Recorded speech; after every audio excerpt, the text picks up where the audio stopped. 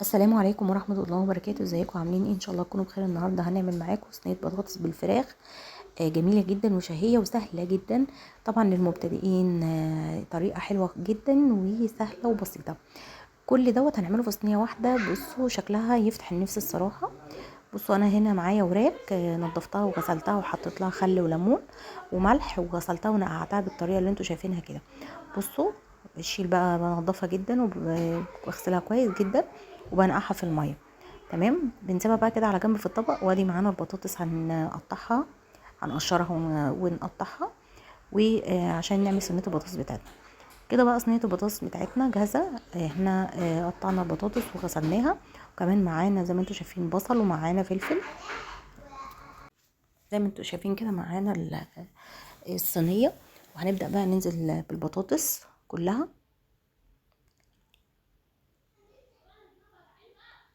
اسرع صينيه بطاطس ممكن تعمليها وجنبها شويه رز بشعريه، روعه ان شاء الله. يعني طريقه جميله جدا. بصوا ما شاء الله، يعني بتبقى جميله جدا. وبصوا ما بحطش فيها سمنه خالص، بتبقى جميله جدا وطعمها حلو خالص. زي ما انتوا شايفين كده بمسك البصل بقطعه 4 وبنزل بيه بقى على البطاطس بتاعتي عشان يديها طعم كده.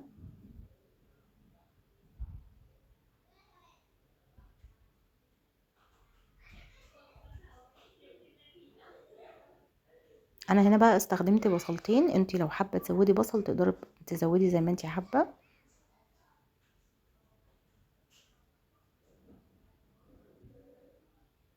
خلاص قطعنا البصل وانا شايفه يعني البطاطسايه الكبيره بحب اقسمها يعني.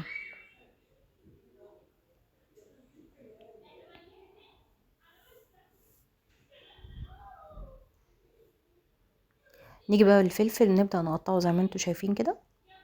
نقطعه، هنقطعه قطع صغيره. تقدري بقى البصل والفلفل تقدري تضربيهم في الكبه، بس انا صراحه ما بحبش الطريقه ديت في صينيه البطاطس. بحب البصل يبقى متقطع وبالسكينه هو والفلفل.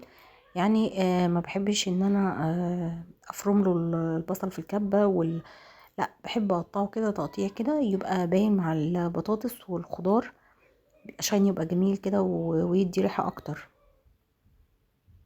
معايا كمان قرن فلفل حامي بس مش هاخده كله، نصه كده بس وخلاص.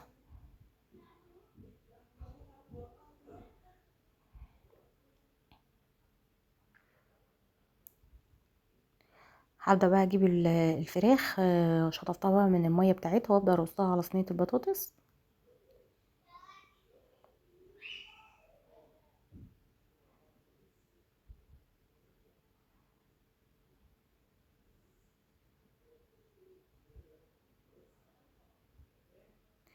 هنا بقى نقلت الصينيه على البوتاجاز وكمان حطيت لها التوابل ونزلت عليها بعصير الطماطم.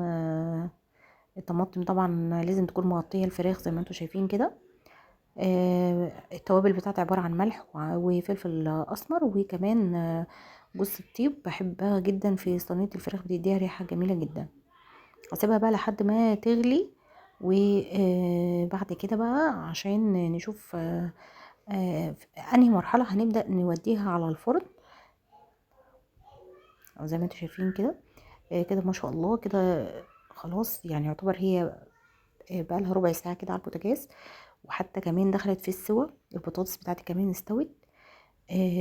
وهنا كمان معايا الرز بشعريه اهو بوريهولكم. تمام. هنا بقى هبدا ان انا بعد ما اشوف البطاطس ان هي استوت. بصوا البطاطس بتقسمت معايا بكل سهوله ازاي. هبدا بقى اخدها واوديها على الفرن. بصوا يعني ما شاء الله، يعني هي خلاص كده داخله على، يعني هي يعتبر هتخش الفرن مرحله وقت بسيط جدا وبعد كده هطلعها. تمام. هنا بقى دخلتها الفرن. بصوا بقى ما شاء الله، هنا بقى بدات تحمر بقى من فوق، وادي الفرن شغال عليها اهو. وبهنا كده اكون خلصت معاكم الاكله بتاعتي اهو. زي ما انتم شايفين ما شاء الله اكبر، يعني شكلها جميل جدا. اتمنى النهارده وصفتي تكون عجبتكم، واشوفكم على خير في وصفه جديده، والسلام عليكم ورحمه الله وبركاته.